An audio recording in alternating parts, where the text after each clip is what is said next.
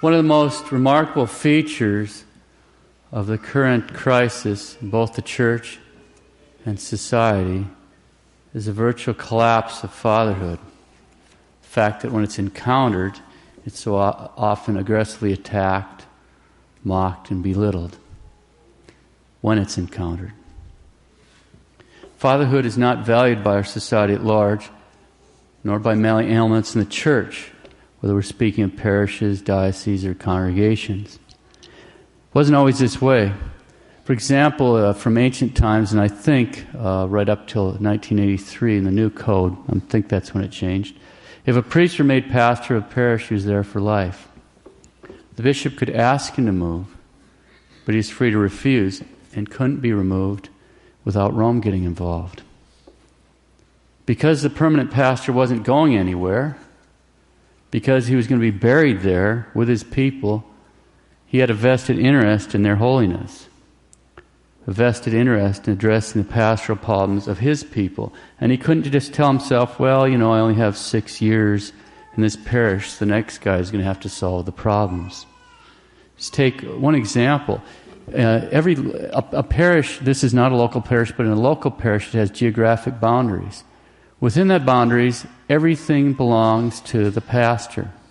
That means that every abortion mill belongs to a local pastor. Every abortion mill. And if they were taking it serious, they'd be down there with their people because they know they have to answer for that abortion mill. They have to answer for that strip club. They have to answer for that bad bar. They have to answer for every Protestant church. Those all belong to a pastor. This is a military occupation of planet Earth. And everything, all the responsibilities divided up. Those also belong to the bishop, by the matter. But anyway, the old-time pastor was expected to be the father of his parish. Now, I spent 8 years working next to a parish. It was interesting, it's Holy Family Parish. But at that parish, the pastor had been there since World War II. Over 60 years. What a parish. Just amazing. What an influence this pastor had. It was the only part of the inner city that hadn't completely fallen apart. He really was the father of his people. He knew his people and they loved him. And he had a real moral and he had a real spiritual power over his people. He was their father. He wasn't going to leave them.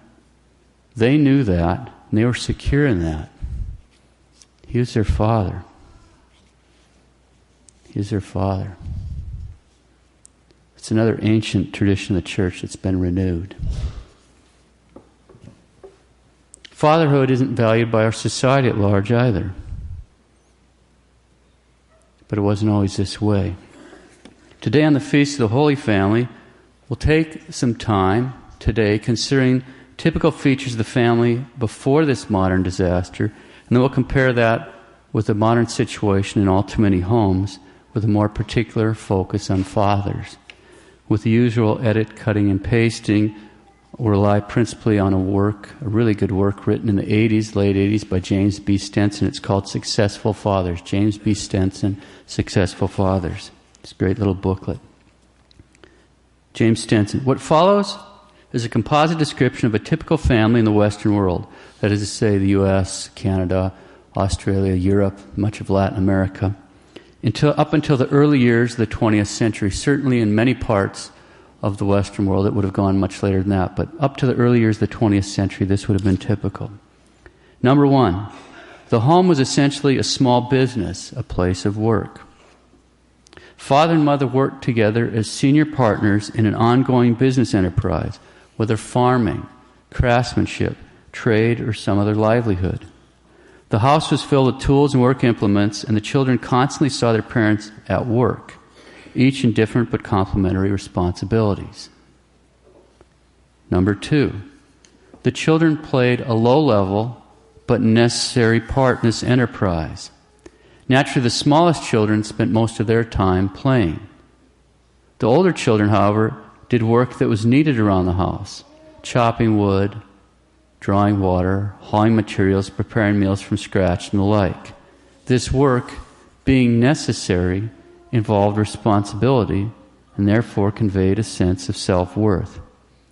Everyone in the family understood that the children's cooperation, that is to say their obedience to their parents' direction, was essential, demanded, and expected.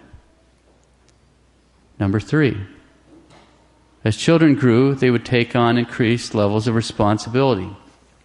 By early adolescence, they'd be working alongside their parents in a personal apprenticeship, sharing the day-to-day tasks of making the family work. A serious preoccupation with play and amusement was something for the youngest children. These adolescents were more like adults than children, and they thought of themselves that way. Number 4. Because cash and materials were scarce, everyone in the family had to wait for things and to earn them. Children thus acquired a sense of time and a sense of the relationship between effort and results. Living on or close to the land taught some truths about life. Some things have to be earned, some things can't be hurried, some things are inherently out of anyone's control. Relative poverty led to an appreciation of simple essentials: regular nourishment, warm shelter, good health, the confidence of being loved by family and friends. For everything else, the children learned to make do or to do without. Number 5. Practically every family had other adults aside from the mother and father associated with it. Grandparents, unmarried aunts and uncles, hired help, close friends of the family. Thus children perceived a range of adult personalities and could thereby form a generalized concept of adulthood. Frequently, the children could see these adults, both by word and deed, show respect to their parents. This reinforced their parents' authority and highlighted those traits worthy of emulation. Sometimes, in case of conflict between parent and child, these other adults would support the parent's position. Your father's right, you should listen to him. In a sense, the children were overpowered by the adults who shared a common view of right and wrong. Adolescent rebellion could not go far against this wall of confident adult consensus. Number 6. Conversation reading were the principal ways in which young people learned about adult life and the world outside the family. At home, recreation centered around talk, that is to say, the life of the mind. Storytelling, games, family history, Bible reading, friendly debates, discussions of issues and events, all this was the normal intake of children listening to their parents and the family's adult friends. A big threshold was crossed when the older children were welcomed into this circle of discussion, having their opinions listened to and respected. Number 7. Because future occupational positions were more or less fixed, and in any event, the responsibility of the grown children themselves, parents did not think over much about the children's eventual careers. Rather, they thought in terms of their children's future character. Their efforts in the children's upbringing derived directly from a set of questions. Will the children grow up to be self-reliant, competent, responsible adults as soon as possible before they're out of their teens? Will they be honest, level-headed, and honorable, bringing esteem to our family? Will they live according to our moral principles and pass those on to our grandchildren? Will our daughters and sons marry spouses who share our principles? Will their marriages be stable, permanent, and happy? Will our children remain chaste and modest? Will every aspect of their courtship and marriage remain worthy of our approval and God's? Can we count on our children to honor and respect us in our old age? Number 8. Finally, families were united in prayer and religious conviction. Children saw both parents live according to God's word, trusting His merciful care.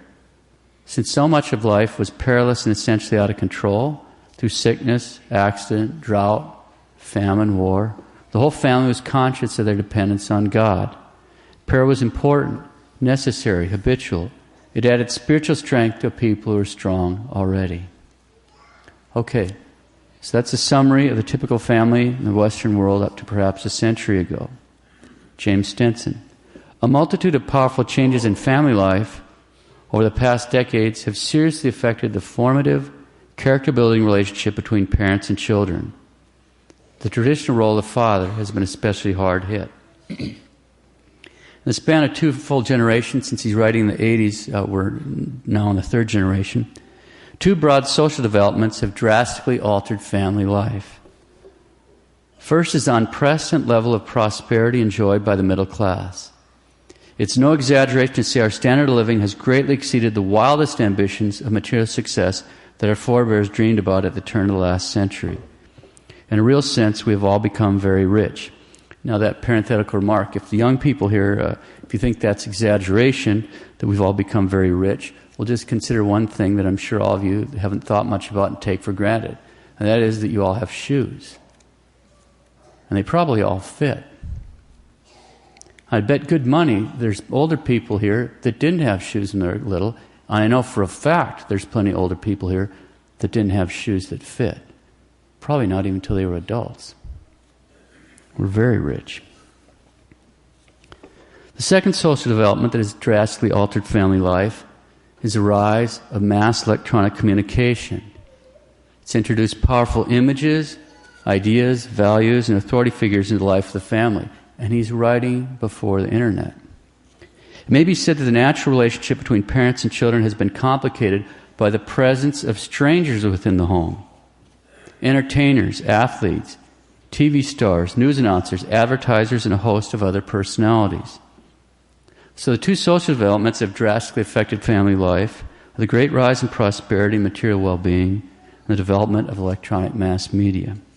Stenson. These two developments have seriously altered the formative dynamics between parents and children. When we compare the situation today with that previously described, the differences are striking. Number one, middle-class children today almost never see their father work.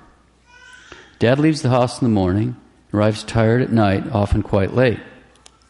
The children do not see him exercise his personal powers of mind and will while dealing with the outside world. They do not witness his character in action on the job, frequently under stress. They therefore lack his model of the virtues in action: discerning judgment, responsible control of events, personal toughness in solving problems, self-control in dealing with setbacks and difficulties.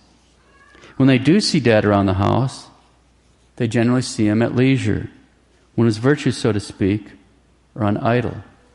Even when he does some manual work around the house, this work is more like a leisure activity, a relatively enjoyable break from the pressures of a serious livelihood. The children seldom join in because they themselves are otherwise occupied with leisure activities of their own. Pressures for a second income frequently keep Mom also out of the house and out of sight. Thus, her own example of personal on-the-job strength is diminished considerably. What is left for the children to see then? They see their parents mostly at rest, especially their father, and most especially with television.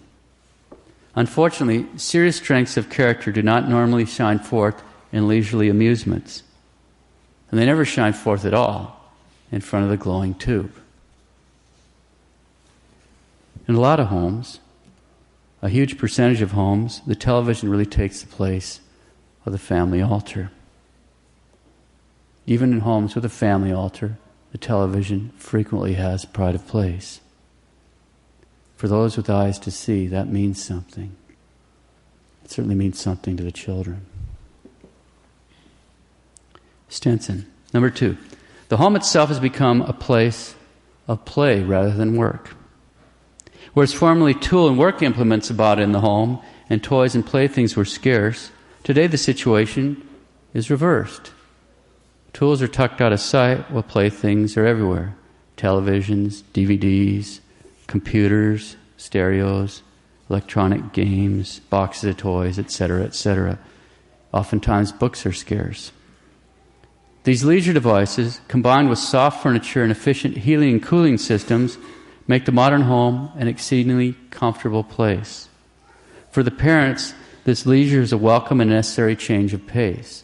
For the children, and this is the main point here, for the children, the surroundings and comfort and play are the only world that they know. For the children, their surroundings of comfort and play are the only world they know. They have no strenuous tasks to relax from. Their entire universe of experience consists of comfort and amusement. Life is play. A visitor from another century would be astonished at the role reversal in the modern family. In former times, the children would share in the adults' activities. Today, the parents are given over to the children's preoccupations, which are principally amusement. Now, another parenthetical remark. This, in the larger context of society, is easy to see if we briefly consider architecture. Architecture has a meaning. For example, if you were to visit a medieval European village, what would be the most prominent structure? Be the church. That's an architectural statement telling you what, generally speaking, which was most important or valued in that society. It was God. If today you were to visit a small town in Texas, what is the most prominent structure? It's the football stadium. That's an architectural statement telling you what, generally speaking, is the most important or valued in that society, which is amusements. Stenson, number 3. Conversation with a father and other adults is minimal. If a father spent much time talking with his children about his life outside their experience, that is, his job and his personal history, his concerns and worries, his opinions and convictions, he could compensate considerably for his absence during most of the children's waking hours. The children would learn at least something about his character. Such father-children discussion was common until the invention of television. But studies show that talk of any sort between fathers and children frequently totals less than 20 minutes a day.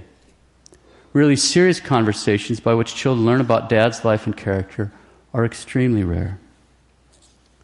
Number 4, older children and adolescents today function as consumers, not producers. In most middle-class households, the child's active labor is not really necessary. Many parents, in fact, find it easier in the long run to do the children's chores themselves rather than nag incessantly. In such households, canny children can learn to evade work by delaying action.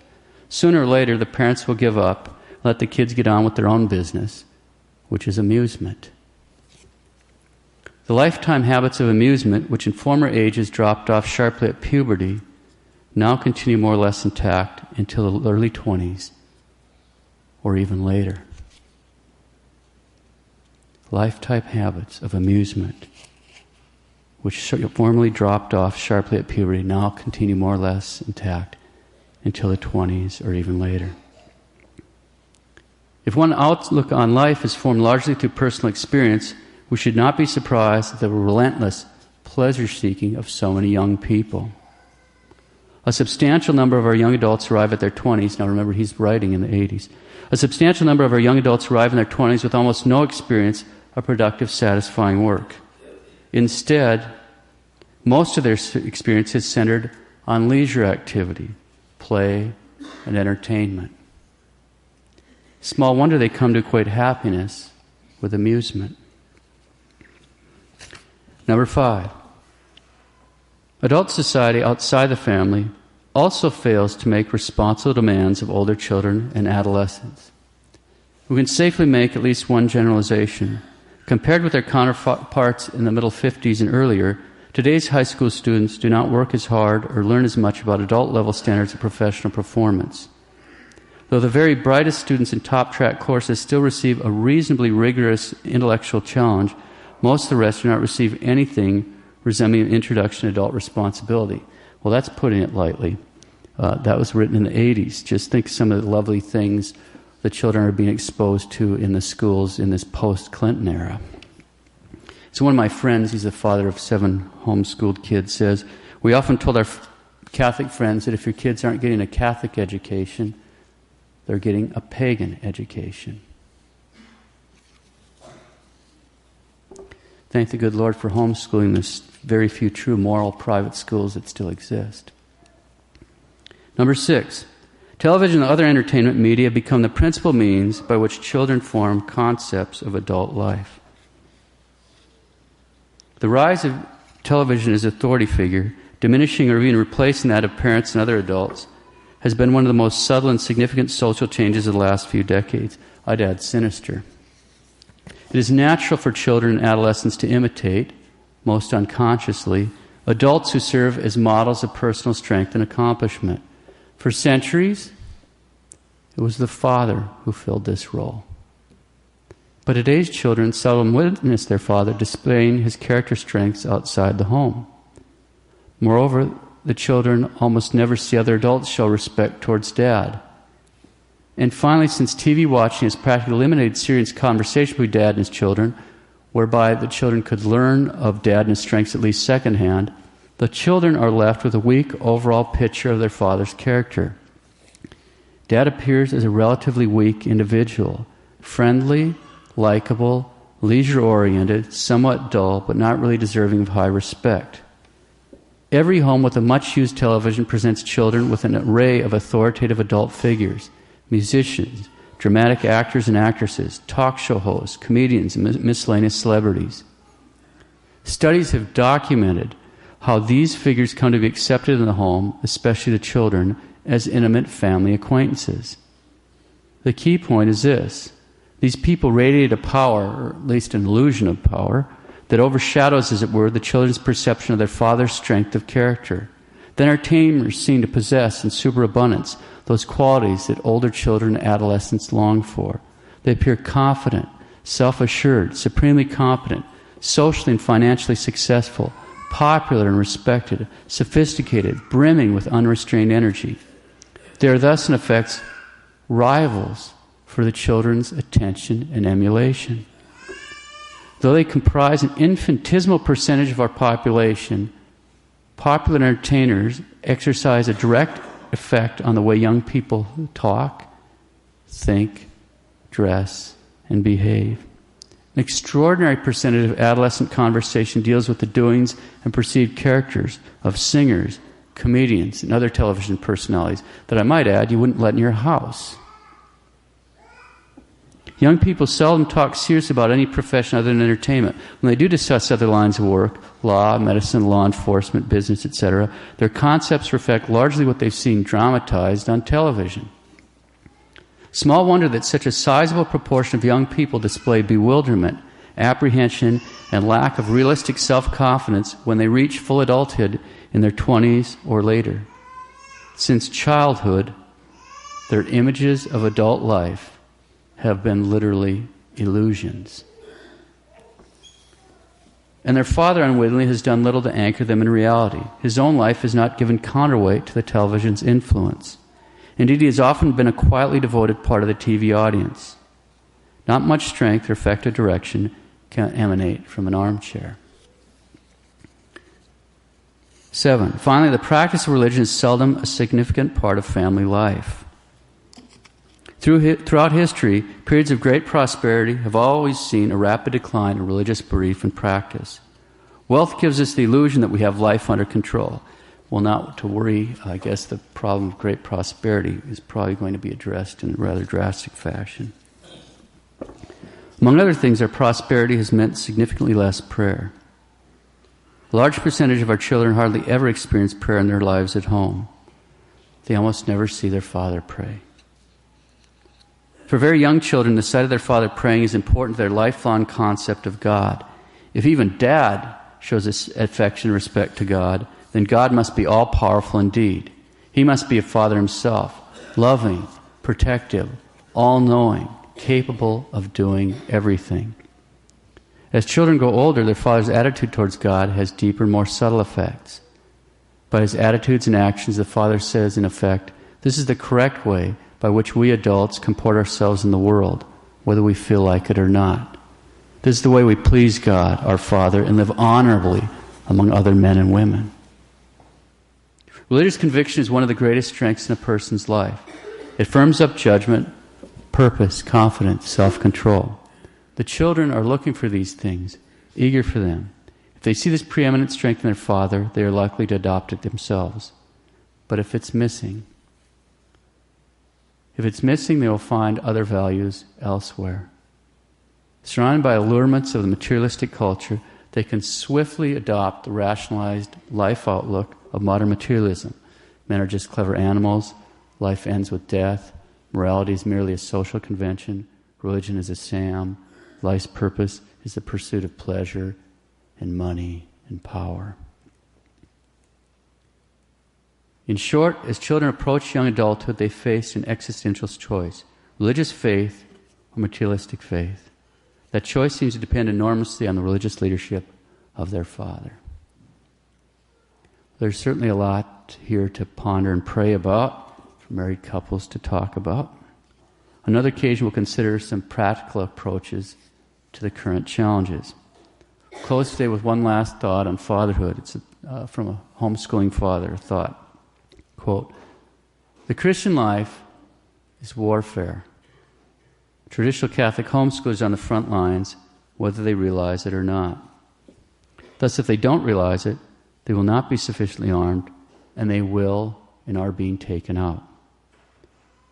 Most importantly, the dad must be the spiritual head, and he must pull his head out of the world and see that his battle is against principalities and powers, and not against flesh and blood or in the political arena of secular and church politics." Close quote. The Christian life is warfare, and the people and the mass media are not our allies. The dad must be the spiritual head. He must pull his head out of the world and see that his battle is against principalities and powers, and not against flesh and blood or in the political arena of secular and church politics.